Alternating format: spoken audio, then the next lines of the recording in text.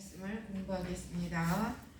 열왕기하 역사적 배경은 고대 세계에서 최강국이었던 애굽의 세력이 솔로몬 시대에 이르러서는 크게 쇠퇴했다. 또한 당시에 아수르는 보잘것없는 나라였다. 따라서 솔로몬 당시 이스라엘 주위에는 이렇다 할 강대국이 없었다. 그러다가 아수르는 디글라 빌헤셀 치하에서 갑자기 강성하기 시작했다. 드디어 아수르는 사르곤 왕 때인 BC 722년에 북이스라엘 왕국을 정복하고 아수르 바니팔 왕 때는 애굽에까지 그 지배권을 확장시켜 나갔다. 아수르의 남쪽에서는 신흥 바벨론이 서서히 등장하기 시작했다. 드디어 바벨론은 갈그미스 전투에서 아수르와 애굽의 연합군을 전멸시키고 최강대국으로 부상하였다. 그 당시 바벨론 왕은 느부갓네살이었다. 갈그미스 전투에서 승리한 바벨론의 느부갓네살 왕은 곧이어 팔레스타인을 침공했으며 예루살렘을 3번씩이나 공격하였고 마침내 BC 586년에는 남유다 왕국을 정복했다. 열왕기서는 이와 같은 역사적 배경을 가지고 있다. 그랬어요. 지난 시간에 이어서 오늘 열왕기하를 공부할 건데요. 열왕기 하면은 여러 왕들에 대한 기록이에요. 근데 공부하다 보면은 속이 터져요. 왜 이렇게 사람들이 이럴까? 이래가지고 인간에 대해서 회의가 오기도 해요. 출세했다는 그 왕들을 봐도 그러는데 뭐 우리 같은 서민들이 오죽하겠어, 그렇죠? 그래서 참 하나님 앞에서 좀 더 하나님이 사랑하는 자답게, 하나님의 사랑을 받는 자답게 그렇게 살았으면 참 좋을 텐데 거울처럼 보는 우리 성경 속의 인물들은 그런 사람들이 별로 없더라고요. 근데 다행인 것은 우리가 공부할 이 열왕기 하에는 아주 아름다운 사람들이 나옵니다. 네, 오늘 기대하세요. 네. 자, 제목은 히브리 성경에서의 책 이름은 메락입니다. 그렇죠? 열왕기, 사무엘 상하와 역대상하처럼 원래 하나님의 하나의 문학 작품으로 70인역에서 처음으로 상하로 구분하였다. 한편 열왕기라고 불려진 이유는 이스라엘 왕들의 즉위와 업적과 과실 등을 기록하였기 때문이다. 저자의 신분을 밝혀주는 결정적 자료는 전혀 없고요. 그리고 비록 유다인의 전통은 예레미야라고 믿지만, 열왕기 상에서도 그랬죠. 예레미야라고 믿지만 그러나 그렇게 생각하는 학자는 거의 없다. 저자가 누구이든지 간에 그가 이스라엘의 많은 선지자들이 그러했듯이 신명기를 익숙히 알았다는 것은 분명하다. 그래서 작자는 미상이지만 신명기에 대해서는 통달한 사람이었을 것이다. 그러는 거죠. 바벨론 포로기 이후부터 제1차 포로 귀환 이전의 시기였었고요. 기록 목적 중요합니다. 열왕기 저자는 이 기록을 통해서 그들에게 임한 참상, 그들의 성전 파괴, 왕가의 굴욕, 그리고 열조의 땅에서 쫓겨나 타국의 포로로 끌려가는 데까지 이른 비운의 원인이 그들 자신의 죄악과 하나님에 대한 배반의 결과였다는 사실을 동족들에게 가르치려 했던 것이다. 기록 목적이 그래요. 저자는 포로로 잡혀온 이스라엘 백성들에게 신앙을 저버리지 말고 이제라도 하나님께로 돌아와 모든 죄악과 우상을 버리고 옛 신앙을 회복하라고 권면한다 그랬습니다. 그래요. 자, 특징은 같이 한번 한 목소리로 보겠습니다. 시작. 성전 건축으로 계약이 시작하는 열왕기 사가는 반대로 성전이 파괴하는 아무런 상황으로 존재된다. 선지자들이 거듭된 권고와 심판 선언에도 불구하고 계속 우상숭배와 사회적 룰을 자행한 이스라엘 민족은 이 같은 타락상의 악순환으로 인해 멸망되었음을 중심 내용으로 한다. 남북 분열 왕국 후반기에 일어난 사건을 수지 편집한 것이다. 역대기가 유다 왕국을 중점적으로 기록한 반면 본서는 이스라엘과 유다의 타락과 멸망 과정이 동시에 공정하고도 객관적으로 자세하게 설명되어 있다. 다른 역사서들보다 구약 성경의 여러 이언서에 수록된 내용의 역사적 배경으로서의 의미를 특히 많이 가진다 그랬습니다. 자, 기록 장소는 바벨론이고요. 이스라엘과 유다의 멸망에서 교훈을 찾고자 하는 이스라엘 백성들을 수신자로 두고 있습니다. 주요 인물 엘리야, 히스기야, 사네립, 나아만, 이세벨, 예후, 요아스, 아사랴 그랬는데 중요한 인물이 여기 빠졌더라고요. 엘리야의 후계자 엘리사가 빠졌어요. 예. 엘리사를 제가 굉장히 좋아하는데 빼먹었더라고요. 그리고 또 므낫세와 요시아와 여호야김과 시드기야와 느부갓네살과 여호야긴 이렇게 주요 인물들이 나오죠. 주요 인물이 굉장히 많아요. 자, 요절은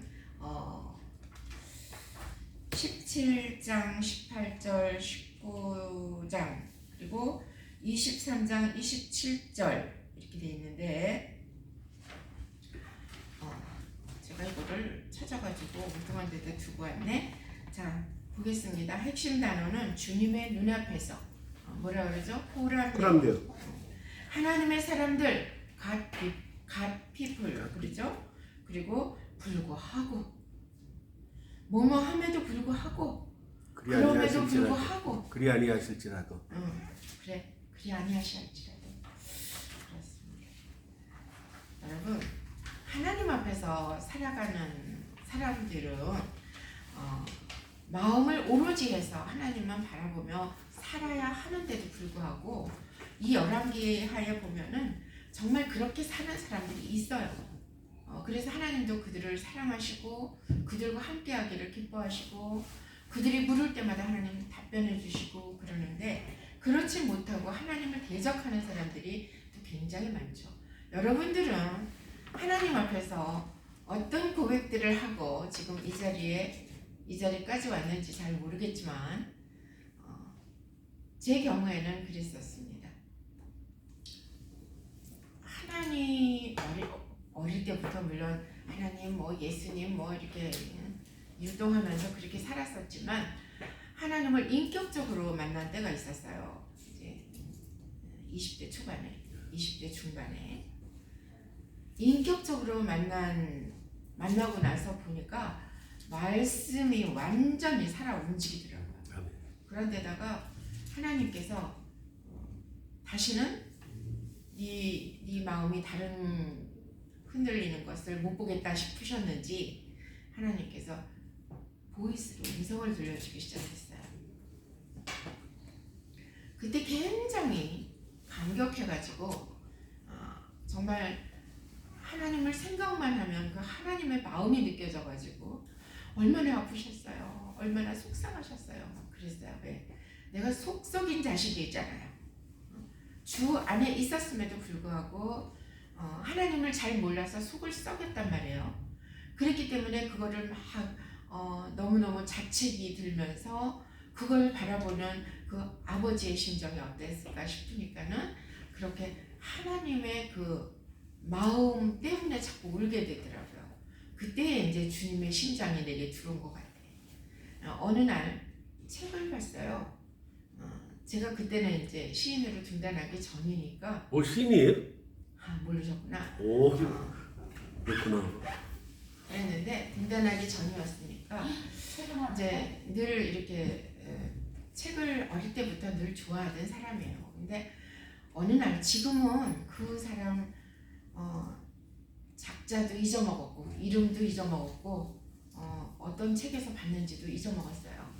다만 내가 늘 평생토록 그때 들어온 그 마음이 한 번씩 마음이 이렇게 힘들어질 때마다 그게 그 고백이 다시 또 나의 고백이 돼서 하나님 앞에 다시 엎드리게 되고 하는데요.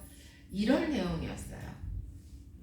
그때 아마 그 작자도 나와 같은 심정이었기 때문에 그렇게 시를 썼을 거예요. 아주 짤막한 시인데 주님이 까마귀인 나를 보고 하얀 비둘기 되라 하시면 까만 털 모두 다 뽑아버리겠어요. 까만 깃 모두 다 뽑아버리겠어요. 그리고 좀 있다가 선혈 쏟을지라도 그 선혈을 쏟을지라도 내게 있는 이 나는 까만 비둘기인데 주님이 나보고 하얀 비둘기 되라 그러면 내가 이 까만 털을 모두 다 정말 뽑아버리겠노라는 그 비장함 그리고 그 고백이 가슴에 훅 들어오면서 아멘 맞습니다. 이 고백이 나의 고백입니다. 이제 그런 얘기를 했었는데 20대 중반 바로 직전이에요 그때가. 근데 지금 이제 이렇게 세월이 많이 갔잖아요. 한 40년이 흘렀잖아요. 그럼에도 불구하고 그 작자고 뭐고 그런 게 기억이 나는 게 아니라 그 고백이 정말 그리스도인들에게는 날마다 하나님 앞에서 할 수 있는 고백이어야 된다고 생각해요. 아멘. 더군다나 주의 길을 따라서 그 주님의 뒤를 바라보며 그 길을 가는 우리들에게는 아멘. 어느 한순간도 흐트러지면 안 되잖아요. 그런 생각을 해봤어요. 오늘 열왕기를 이렇게 쭉 보면서 정말 하나님께서 허락하셔서 이 사람들에게도 이렇게 그런 순간들, 고백의 순간들, 다짐하는 순간들, 그 비장한 순간들을 주셨더라면 마음이 이렇게 엎었다 뒤집었다 하진 않을 텐데 그런 생각을 했어요. 근데 아니에요. 사람은요 엎었다 뒤집었다 하는 게 인간이에요. 그래서 정말 하나님을 아는 아합이었지만 이세벨이 바알을 숭배하니까 같이 그 짓 하고 있잖아. 뭐 이렇게 이따가 쭉 보겠지만 왕들이요 수없이 그래요. 수없이. 더군다나 어떤 왕은요 하나님 앞에서 정말 잘 하고자 했던 시절이 있었지만 마음이 변질되니까 그러면 안 됩니다. 스가랴 선지자가 얘기했다고 돌을 쳐서 죽여버려요. 선지자를. 그러고 나서 완전히 또 자기 혼자 자기 길로 가잖아요. 그거 보면서 뭐라고 말할 게 없어요. 말할 게. 네. 아무튼 열왕기하를 전체적으로 보면은요 멸망하는 두 왕국에 대해서 나와요.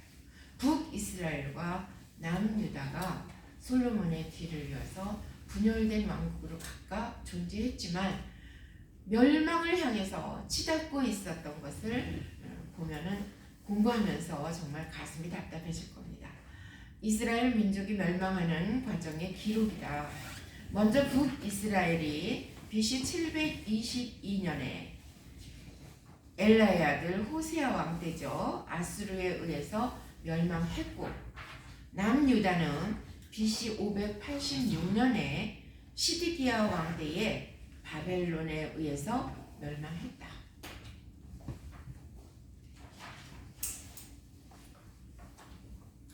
자, 첫 번째 열왕기하 1장 1절로 17장 41절까지 보면 북왕국이 멸망합니다. 북왕국이 먼저 멸망하는데 1장 1절로 2장 11절까지는 엘리야에 대해서 나오죠. 여러분 선지자들 중에서 엘리야가 굉장히 큰 선지자잖아요. 엘리야가 대단한 선지자인데 죽음을 보지 않고 승천한 그 엘리야보다도 죽음을 본 엘리사를 저는 더 좋아했어요. 근데 엘리야가 죽기 전에 뭐예요? 엘리사가 너는 여기 있으라 그럴 때도 겨우 쫓아가잖아요. 겨우. 그래가지고 너 구하는 것이 뭐냐 구해라 그러니까는 선생님의 갑절의 영광을 주옵소서. 근데요 그 기도대로 성경에 보면 엘리야의 어떤 그 행적보다도 엘리사의 행적이 갑절로 나와요. 갑절로 나와요. 자, 엘리야는 북이스라엘 왕 아하시아 때의 사람이고요. 그리고 바알세불, 애굽의 파리신 바알세불을 의지하는 그 불신앙 왕 아하시아 때의 사람이에요. 그리고 그 다음에 엘리사가 2장 12절로부터 8장 15절까지 나오거든요. 엘리사의 이름의 뜻은 하나님은 구원이시다. 그는 엘리야 승천 이후 약 50년 동안 사랑과 저주의 상반된 이적을 보이면서 사역을 했던 사람이에요. 엘리야의 소명을 전수받았고 북이스라엘 왕 여호람 때 여로보암의 죄를 따라서 악행하는 그 여호람 때에 사역을 했고요. 엘리사의 사역은 4장 1절로 8장 15절까지 쭉 나오는데 갑절의 사역이었다. 첫 번째 보면은 여리고에 토산이 있기도 전에 열매가 떨어졌어요. 그랬더니 엘리사가 그릇에다가 소금을 좀 가져와라 이래가지고 새 그릇에 그 소금을 가져오라 그래서 물 근원에다가 던져서 그 물을 고쳐요. 물의 근원을 고치는 거예요. 그랬더니 그때부터 막 일찍 떨어져 버리던 토산물이 정상적으로 잘 자랐더라. 이럴 때까지. 그런데 그런 반면에도 엘리사가 대머리였던가 봐. 대머리라서 이렇게 지나가는데 꼬맹이들이 대머리야 올라가라 그런 거예요. 그 소리가 뭔 소린가 난 어릴 때 잘 이해를 못했는데 엘리사의 선생님 엘리야가 올라갔잖아. 승천했잖아. 근데 보니까 그 제자 엘리사가 머리는 대머리인데 이 꼬맹이들이 대머리야 너도 올라가라 그런 거예요. 대머리 보고 대머리라 그랬어. 승천한다니까 얼마나 영광스러워요. 근데 올라가라 그랬다고 그게 뭐 화낼 일이냐고. 근데 이 엘리사는 굉장히 좀 격동적인 사람이었던가 봐. 그 말 듣고 못 참은 거예요. 그래갖고 그 아이들을 저주를 해버리잖아. 그랬더니 숲풀 속에 있던 암콤이 나와가지고 애들을 찢었다 그랬어요. 그 애들이 42명이나 됐대. 42명이나 되는 애들을 찢었대요. 그러니까는 하나님이 쓰는 사람은 그런 것 같아. 정말 착하고 여리여리하고 그런 사람만 쓰시는 게 아니라 성격도 좀 못됐고 고집도 좀 세고 그래서 그냥 고생도 좀 하고 그러면서도 그 마음 안에는 그 속 안에는 정말 그 순전한 하나님의 사랑이 자리할 수 있는 그런 옥토 같은 마음을 가진 사람 그런 사람 쓰시는 것 같아. 아멘. 나는요 하나님 사람들은 좀 모세처럼 어쩌면 그 레위족들처럼 그냥 막 그러는 사람들만 쓰는 줄 알았는데 가만히 보니까 외유내강하라 그러잖아 사람은. 근데 하나님이 쓰시는 사람들은 외강내유해. 그래서 바깥에서 볼 적에는 와, 뭐 저런 사람이 다 했어. 이해를 못하겠어. 뭐 저래 이럴 수 있는데 왜 하나님은 저 사람을 예뻐하실까? 그거는요 중심을 보시는 하나님이시기 때문에. 그러니까 우리가 중심이 깨끗해야 돼. 그랬잖아요. 아멘입니다. 큰 집에는 큰 그릇, 뭐 작은 그릇이 많은데 어떨 때 쓴다고요? 깨끗해야 쓴다. 깨끗해야 쓴다. 늘 자신을 깨끗하게 닦아야 돼. 그런 것 같아요. 아멘입니다. 또 유명한 말이 있죠. 개천을 많이 팔아. 이 요압 왕이 모압 왕이 아합한테 조공을 바쳤어요. 모압 왕이 조공을 바쳤는데 아합이 죽고 나니까는 그거를 안 하는 거야. 그걸 안 하고 그리고 그 조공을 바치는 걸 안 하고 여호람과 남유다 여호사밧 왕이 이 배반한 모압을 치려고 우리는 그래도 고륙이 하나잖아 이러면서 혼내주자 이제 그런 거예요. 그러면서 모압을 치려고 에돔 광야길로 갔는데 물이 없으니까 다 죽게 생겼잖아. 그러니까는 이제 이거 어떻게 하면 좋냐, 여기서 죽게 생겼다. 그래, 여기 좀 유명한 사람 없냐, 신기한 사람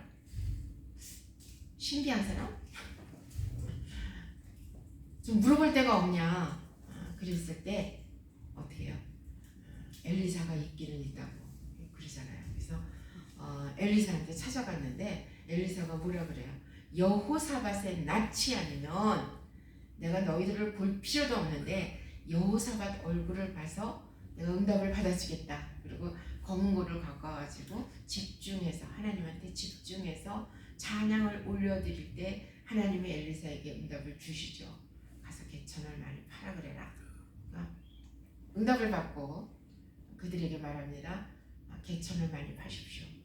아니 그 건조한 땅에 정말 물이 없어서 메마른 땅에 갑자기 뚱딴지같이 왜 개천은 파라 그래. 지금 그렇잖아도 목말라 죽겠는데 이 사람들이 불평을 할 법도 한데, 그런데 엘리사의 말을 듣잖아요. 가서 개천을 파요. 정말 여기에서 어떤 기적이 일어날지 안 일어날지 아무도 모르는 상태에서 순종하잖아요.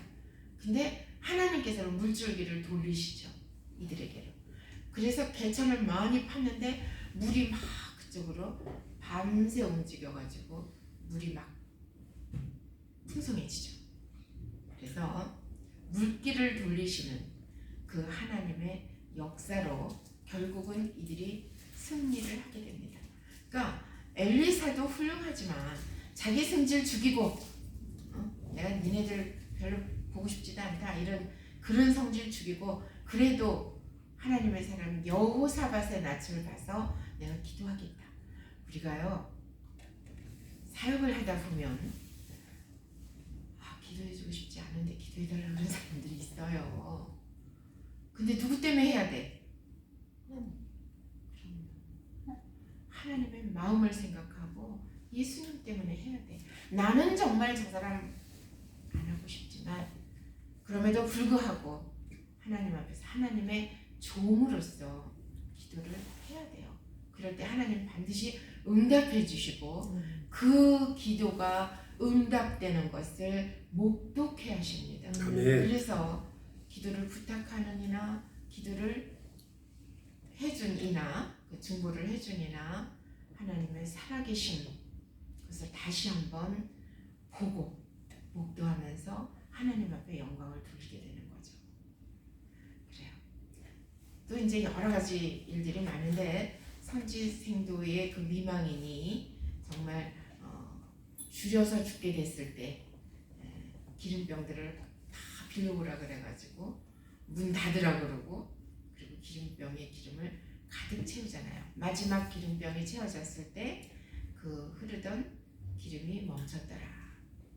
수넴 여인과 아들 문제도 수넴 여인이 엘리사에게 선대했죠. 늘 좀 쉬시라고 쉴 수 있는 다락방을 선물을 했는데 수넴 여인한테는 자식이 없었잖아요.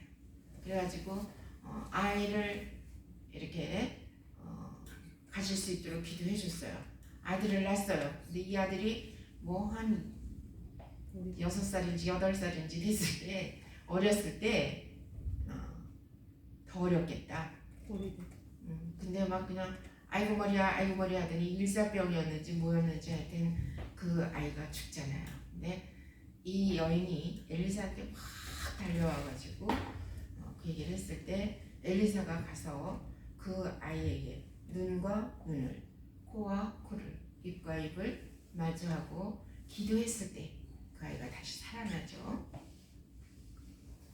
또 소소한 예로 들외 병풀이 독이 있었을 때 선지생도들이 끓여 먹고 독이 있어갖고 막 그냥 탈이 나가지고 죽게 됐을 때 가루를 솥에 던지라고 가루를 솥에 던져서 해독을 시켜주죠. 보리떡 20개와 채소로 100명의 성도를 먹이고도 남는 그러니까 예수님이 이 땅에 오셔서 오병이어의 기적을 베푸셨는데 엘리사는 구약 시대에 그 100명의 생도를 보리떡 20개와 채소로 먹이셨대. 그리고 또 나아만 장군의 그 병을 고치는 장면이라든지 물에 빠진 도끼, 빌려온 도끼가 물에 빠지니까 생도들이 큰일 났다고, 이건 빌려온 도끼인데 물에 빠졌다고 아주 황망해 있을 때에 나뭇가지를 던져서 도끼가 떠오르게 했어요. 뭐예요? 십자가를 연상해야 돼요. 십자가를, 나뭇가지를 물에 던져서 도끼가 떠오르게 하는 것은 우리의 잃어버렸던 그 모든 것들을 회복시켜 주시는 주님의 십자가를 또 생각해야 될 겁니다. 또한 아람 군대하고의 그 싸움에 있어서도 개하신가? 우리 다 죽게 생겼다고 그랬더니 기도해가지고 영안을 열어가지고 뭐 했어요? 불말과 불병거를 보게 했죠.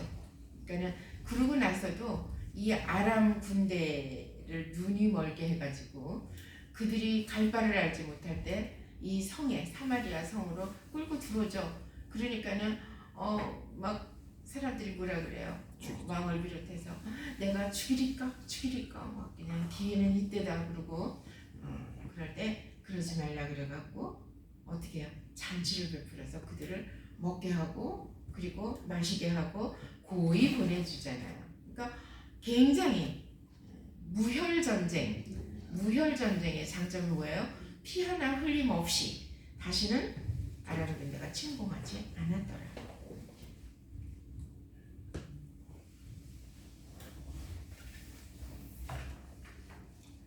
사마리아 성에 기근과 그 곤란이 왔을 때 아람 군대가 도망가고 4명의 문둥이가 와서 막 그냥 먹다가 4명의 문둥이 발작 소리 보고 군대가 다 도망을 갔대.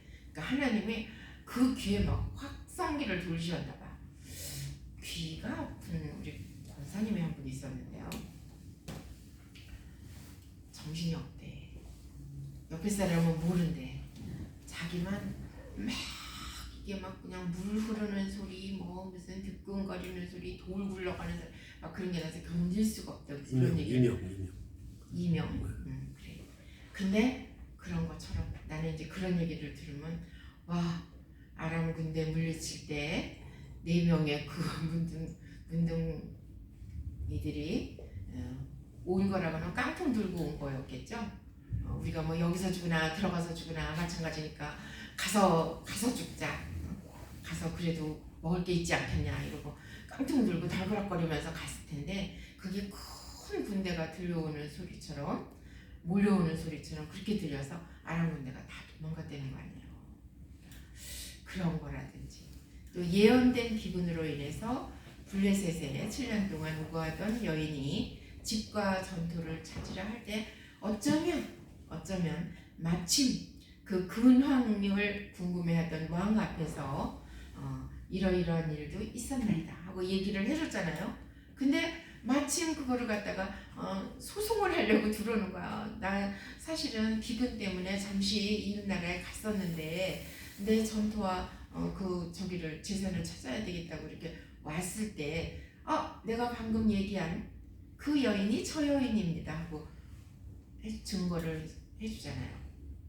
그러니까 우리의 삶 속에서도요 우연이 없어요.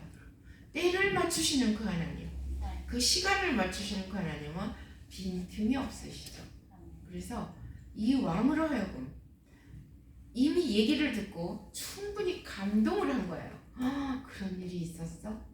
그러면서 막 가슴이 촉촉해졌을 때 그 여인이 자기 재산 찾으러 오니까 그 여인이 저 여인입니다. 그러니까 이 왕이 어때요?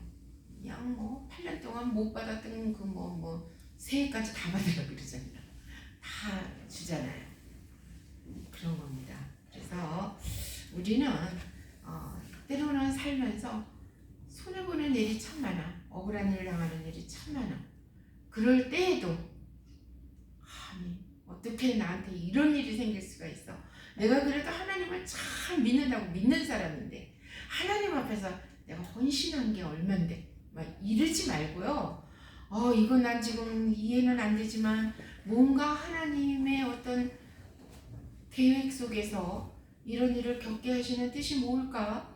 왜 내게 이런 일이 왔을까? 그거를 하나님의 눈으로 바라볼 수 있는 그런 마음이 돼야 돼요. 아멘. 그런 마음이 되면 하나님께서 그를 회복시켜 주시되 어쩌면 욥처럼 갑절로 주실 수도 있어요. 아멘. 그러니까 뭐 맨날 나는 예수 믿어가지고 맨날 소리만 받다고 맨날 고생만 한다고 뭐 그냥 어쩌다 보니까 나는 남들 다 잘 사는데 나만 혼자 병 걸려갖고 죽게 생겼다고 이렇게 말하지 말고 괜히 그 아버지의 이름 주님의 이름을 그렇게 망령되이 부르지 말고 크신 뜻 숨은 뜻 그 뜻을 깨닫기 위해서 더 많이 기도하고 찬양을 올려드리고 마음에 평안이 올 때 하나님은 반드시 응답해 주실 줄 믿습니다. 아멘. 우연은 없어요. 아멘. 자, 그런 여러 가지 일들을 그리고 엘리사가 죽었을 때는 시체가 엘리사의 뼈에 닿으니까 살아나잖아요. 주님의 그 십자가, 그 부활의 은총, 그리고 구약 시대에도 곳곳에 숨겨져 있어요. 우리가 다 찾지를 못해서 그렇지 사실은 이미 다 그러니까 오실 예수님에 대해서 하면서 다 그렇게 됐더라고요. 자, 엘리사가 굉장히 중요하기 때문에 그리고 내가 많이 사랑하기 때문에 장황하게 설명을 했습니다. 네. 자, 세 명의 남북 왕들 여호람, 아하시아, 예후 그리죠. 북이스라엘의 아합의 집 길로 행한 남유다의 여호람 왕은 악한 왕이죠. 아합의 집 길로 행했으니까. 그 다음에 아하시아도 역시 아합의 집 길로 행했다. 예후는 어때? 엘리사에게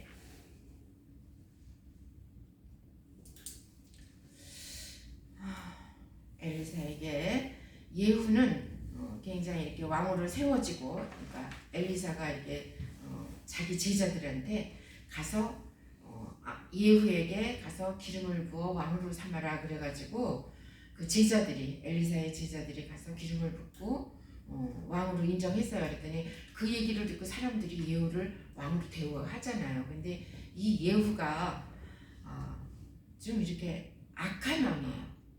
그러니까 그래도 좀 이렇게 나중에 설명할게요. 뒤에 아디알랴 그러니까 자꾸 얘기가 내가 이렇게 전하고 싶은 게 너무 많아가지고 자꾸 이렇게 막 격기를 너무 가면 안 되니까.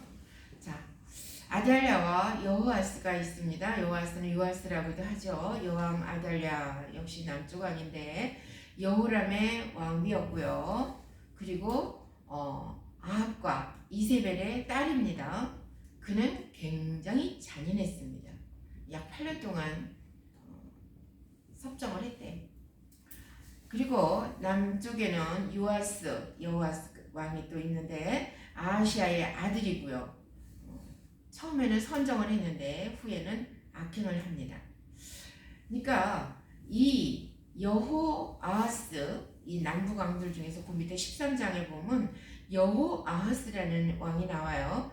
그는요 제사장 여호야다하고 함께 할 때는요 굉장히 선한 왕이었어요. 근데 여호와 앞에서 범죄를 합니다. 그리고 아람 왕 하사엘이 침입을 해서 이는 결국은 이제 망합니다. 근데 여기서도 변질이 돼가지고 결국 망하죠. 근데 여기서도 또 하나 생각할 거는 그가 여호야다라는 제사장하고 함께 있을 때는 착한 왕이었다. 그러니까 전에 언제 출애굽할 때도 그런 얘기 했죠. 사람은 누구와 함께 있느냐가 정말 중요한 거다. 누구와 함께 있느냐가. 네. 그걸 또 한번 깨달을 수 있는 겁니다. 그리고 여호아스가 나와요. 엘리사에게 호의를 베풀었던 여호아스, 요아스라고도 하죠. 그는 악행자였음에도 불구하고 엘리사한테는 잘했대. 자, 남쪽의 아마샤 왕은 어떻습니까? 유다의 국력을 회복했고요. 하나님의 공의와 율법 준수를 했으나 그러나 그는 결국은 교만해졌다. 그러니까 에돔과의 싸움에서 승리하고 그리고 아주 교만해져 버린 거예요. 사람은 승리한 이후에 더 조심해야 되는 것을 또 깨달아야 합니다. 여로보암 2세가 나오죠. 여로보암 2세는 북이스라엘 전성기 때 왕이고요. 조상의 범죄를 계속 악행했다. 여로보암 2세도 역시 악한 왕이야. 자, 계속해서 왕들이 나오죠. 아사랴 선정했고 건축 사업도 했는데 나중에 교만해져서 문둥병이 걸렸고, 스가랴는 6개월 통치를 했어요. 근데 하나님 앞에 악했습니다. 왕 스가랴. 그 다음에 살룸 왕이 있어요. 그는 한 달 동안 통치했대.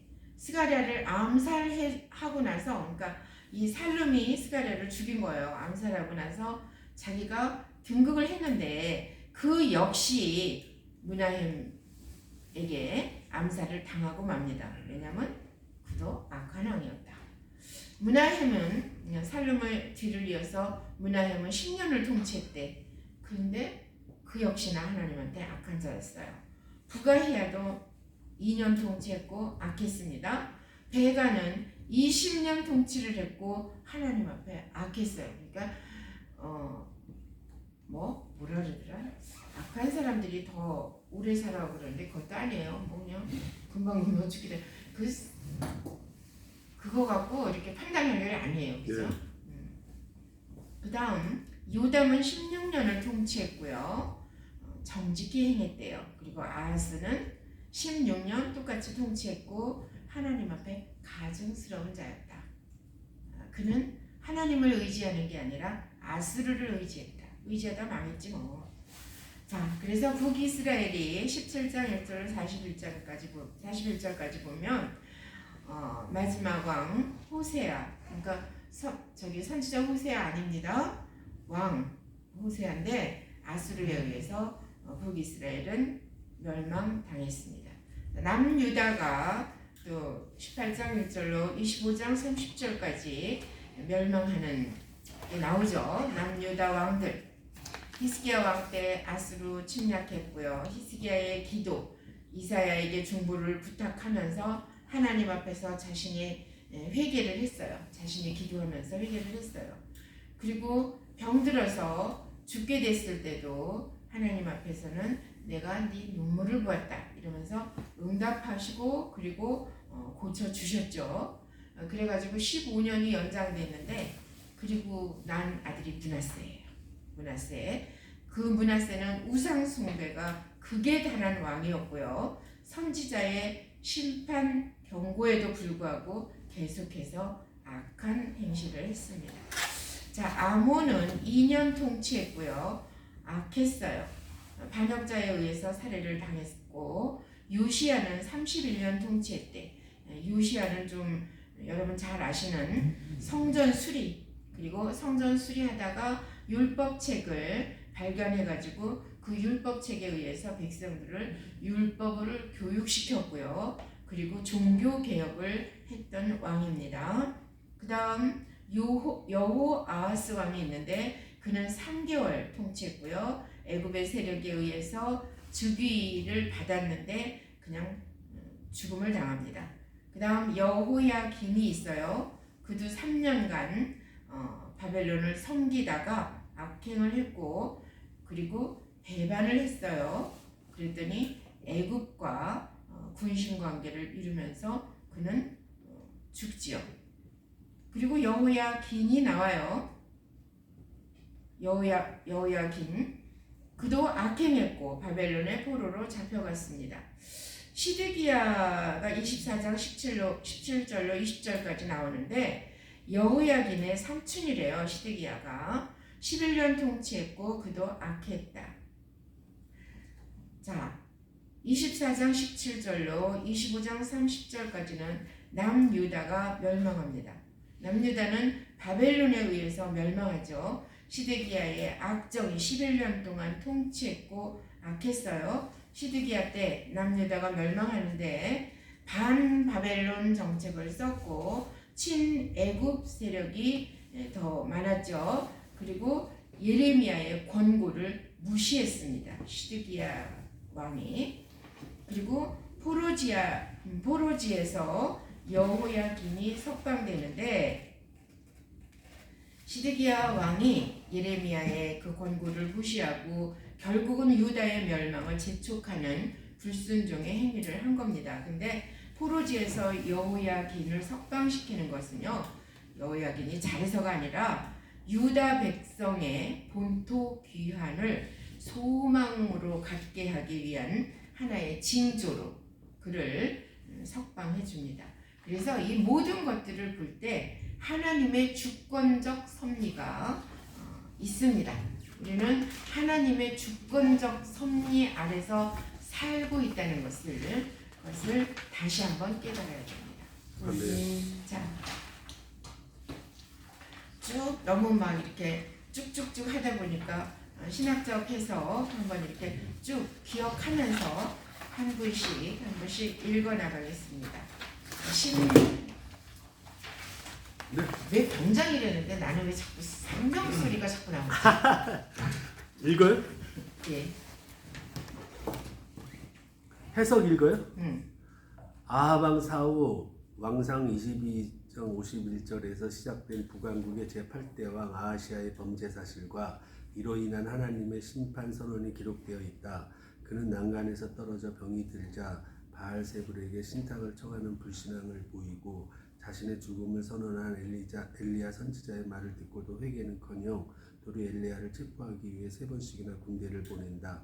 한편 엘리야는 타락의 역사를 되풀이하던 시대에 나타나 바알 종교를 타파하고 북왕국 백성들의 여호와 신앙 회복을 위해 사역하다 승천한다. 엘리야의 이런 영광스러운 최후는 아하시아 왕의 비참한 죽음과 분명한 대조를 이룬다. 네, 북왕국 백성들의 여호와 신앙 회복을 위해서 사역한 엘리야를 기억하십시다. 그 다음 엘리야의 뒤를 이은 엘리사의 사역을 중점적으로 기록한 부분이다. 엘리야의 예언대로 아합 왕가에 하나님의 심판이 임하기까지의 북왕국의 역사와 그러한 와중에도 하나님의 사람 엘리사를 통해 신실한 백성들에게 하나님의 은총과 자비는 계속 되어졌다. 그랬어요. 그러니까 이 엘리사의 사역은 엘리야의 영감을 갑절로 주시옵소서 하고 요구했던 그대로 죽음 후에까지 영향력을 끼치는 그런 아름다운 대단한 사역이었습니다.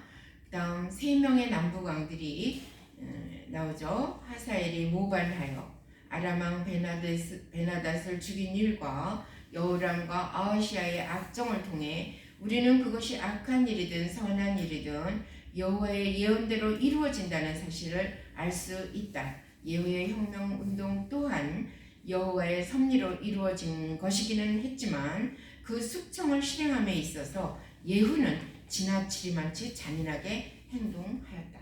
그러니까 예후에게 사역을 맡긴 것은 사실이에요. 엘리사가 이렇게 예언을 해주고 이렇게 기름을 부어서 왕이 되게 했는데, 근데 그가 적을 진멸한다는 명목 하에 너무 잔인하게 그렇게 한 거죠. 그것을 하나님이 기뻐하지 않으셔요. 그 다음 열왕기하 11장 1절로 12장 21절은 우리 회장님 읽어주세요.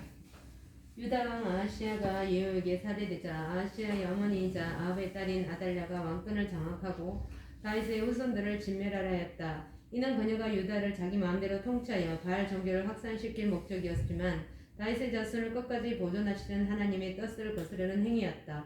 그러나 이 와중에 극적으로 목숨을 부지한 아하시아의 아들 요아스가 백성들의 지지하에 왕으로 옹립되고 아달랴는 결국 비참한 죽음을 당하고 말았다. 이는 사탄의 세력이 항상 하나님과 성도들을 대적하며 핍박하지만 저들의 결국은 멸망뿐임을 말해주고 있다.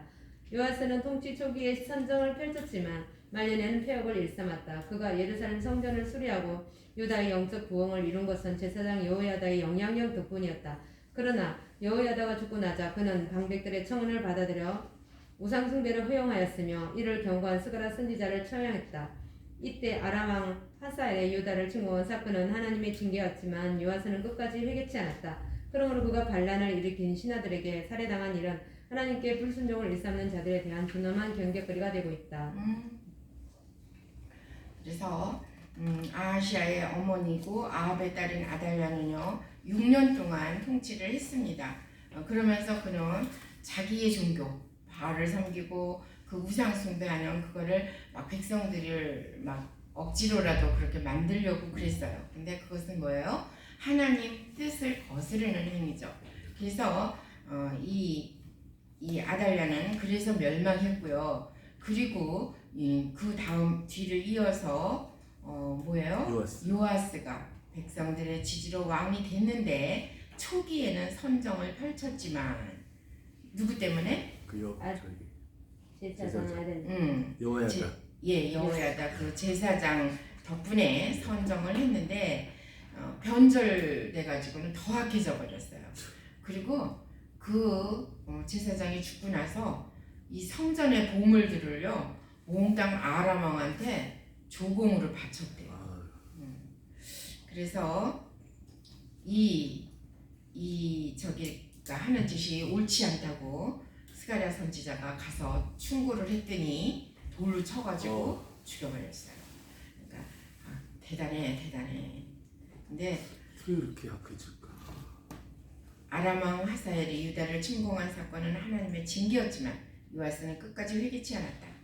그걸 보면서도 그가 반란을 일으킨 신하들에게 살해당한 일은 하나님께 불순종을 일삼는 자들에 대한 준엄한 경계거리가 되고 있다. 아멘. 그 다음에 4명의 남북 왕들 우리 목사님 읽어주세요. 일련의 사건은 유다 왕 요아스 당시의 북왕국에서 일어난 사건들이다. 이스라엘 왕 요야하스가 하나님 앞에서 일시 겸비한 태도를 보였을 때는 아람의 침공을 물리칠 수 있었다. 하지만 그는 통치 기간 내에 아람의 계속적인 침략을 당하였다. 다음으로 여호와스의 아들 요아스는 우상 숭배를 일삼는 가운데서도 선지자 엘리사를 극진히 대적하였다. 이에 하나님은 그가 아람을 완전히 정복하지는 못해도 잃어버린 영토를 되찾게 주셨다. 한편 엘리야의 후계자 엘리사는 자신의 사역을 완수하고 임종을 맞이하였다. 그러나 죽은 엘리사의 뼈에 닿은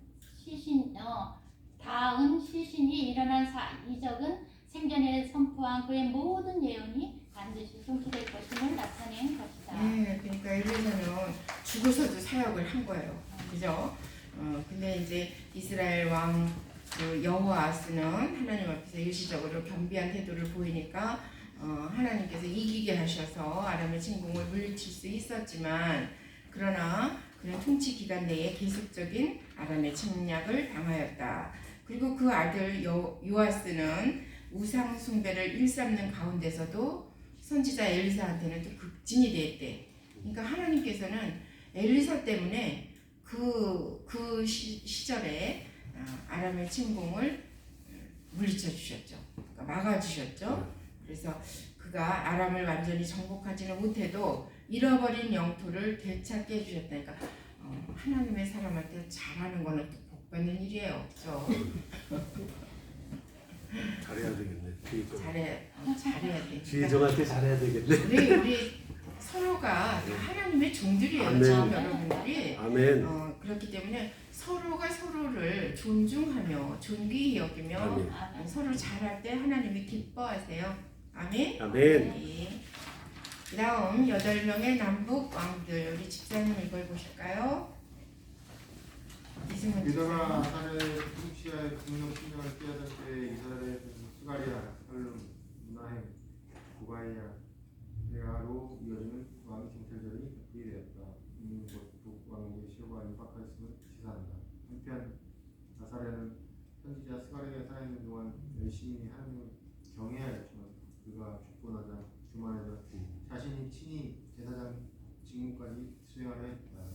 이에 하나님의 저주를 받은 그는 그만 운동병에 걸려 죽고 말았다. 그의 뒤를 이은 요담은 우시아의 좋은 점만 본받아 선정을 베풀었다. 그러나 그도 백성들의 타락을 바로잡지는 못했다. 요담의 뒤를 이은 아하스는 하나님의 떠나 가나안의 모든 의를 섬긴 유다의 가장 악한 왕이었다. 그는 동성화자 바알 몰록을 숭배하고 성전을 폐쇄하고 하나님께 드리는 제사를 금하였고 새로운 산당을 건립하는데 제약을 범하였다. 그리고 정치적으로는 하나님의 도심을 의지하라는 이사야 선지자의 공고를 무시하고 아수르를 의지하였다. 이 같은 타락상은 왕국과 다를 바 없는 다윗의 시대상을 드러낸 것으로 유다 역시 스스로 멸망의 길을 걷고 있었음을 보여줍니다. 예, 그렇습니다. 그 다음 북이스라엘 멸망이 나오죠. 북왕국 이스라엘은 아수르에 의해 멸망당하는데 그 원인은 우상숭배 때문이었다. 한편 북왕국을 멸망시킨 아수르는 사마리아의 이민족을 강제로 이주시켜 혼혈족을 형성했다. 아수르에 대항하는 세력의 근절을 회하였다. 이로 인해 생긴 족속이 곧 사마리아인으로서 유대인들은 이들 혼혈족을 멸시하였다. 그래서 예수님도 이렇게 말씀하실 때 이들을 조금 천시해가지고 개들이라고 표현을 하셨더라고요. 예, 그렇습니다. 그 다음 8번째 남유다 왕들 우리 장로님 읽어주세요. 히스기야 통치 시 남왕국 유다는 아수르의 침입을 받게 된다. 에사는 큰 공경에 처하거나 히스기야의 기도로 아수르 군대 18만 6천 명은 하룻밤 사이에 다 멸하게 된다. 또한 그는 기도로서 자신의 불치병도 치료받는 놀라운 감격을 체험하게 된다. 그러나 그러한 감격 속에서 히스기야는 자만한 마음으로 바벨론의 축하사절단에게 왕국의 모든 것을 다 보이는 실수를 저지름으로 하나님의 심판을 선언받는다. 나스의 아몬인 히스기야 왕은 정반대로 다시 우상숭배에 몰두하고 백성을 기억의 길로 인도한 것은 하나님이 이미 선언하신 유다 멸망이 돌이킬 수 없는 것임을 시사한다. 사실 유다 역시 그들의 계획으로 인해 북왕국과 함께 멸망당했어야 했다. 그러나 지금까지 유다가 존속할 수 있었던 이유는 그렇게 구원을 얻기가 바라시는 하나님의 오래 참으심 때문이었다. 하지만 계속된 유다의 배교 행위는 결국 멸망의 도화선이 되고 말았다. 너무나 극심했던 악행기의 왕이었기 때문에 요시아의 선한 통치는 더욱 빛난다. 성전 설중에 발견한 율법책은 유다의 종말에 대한 경병을 울려준다. 그 후 요시아 왕은 더욱 힘을 내어 개혁운동을 추진한다. 그러나 요시아의 슬픈 죽음과 후계자 여호와의 시대의 애칭과 전하는 유다 멸망을 전도했다. 요시아와 여호와스에 이어 지배한 유다의 두 왕은 통치는 한결같이 악했고 바벨론에 의해 순환을 겪었다. 네, 그렇습니다. 여기 보면 요시아가 슬픈 죽음이라고 그랬는데요. 요시아는 애굽왕 바로 느고에 의해서 무기토 전쟁에서 죽임을 당했습니다. 근데 여기 보면은 위에서 보면 히스기야가 굉장히 하나님 앞에서 정말 이렇게 선한 것도 많아요. 그리고 하나님 앞에 기도할 적에도 그러잖아. 하나님, 우리가 이렇게 참 정다웠던 것을 추억해 달라고, 나를 좀 돌아봐 달라고 이렇게 정말 순전한 그런 히스기야 왕이었는데도 불구하고 그가 감격해서 자기가 병도 낫고 또 어때요? 그 산헤립 왕 때 랍사게하고 같이 이렇게 쳐들어왔던 그 아수르 거기서 막 그러잖아. 니네들 여호와를 믿어? 여호와 믿지 마, 여호와 의지하지 마, 막 이래가면서 망언을 막 했을 때 분해가지고 히스기야가 정말 그 분한 마음을 하나님 앞에서 토로하고 그랬을 때 그는 정말 보기 좋은 왕이었죠. 옷을 찢으면서. 그랬는데 눈물도 있고 히스기야가 굉장히 참 인간적인 그런 게 있어요. 근데 하나님의 그 기막힌 응답으로 자기가 이렇게 나음을 입었을 때 아주 자만해져가지고 막 내탕물을 다 보여주고 막 그러잖아요. 그러니까 그 인간의 그 정말 연약함, 이 교만은 패망의 선봉이라 그랬는데 자만해지지 않도록, 그러니까 특별히 성공을 거뒀을수록 또는 응답이 되었을수록 그냥 세상이 안 무섭잖아. 아멘. 크신 하나님이 내게 응답하셨고 내가 원하는 그 기도가 바로 하나님의 뜻이었고 하나님의 그 뜻대로 나를 이렇게 쓰시는구나 막 이러면서 자만해지면 하나님이 짓밟아버려요. 너무 낯익은 모습이야. 나의 모습. 그래서 우리가 이렇게 성경을 공부하면서 그렇구나. 정말 곳곳에 있죠. 곳곳에 나의 모습이 거기 곳곳에 있잖아. 맞습니다.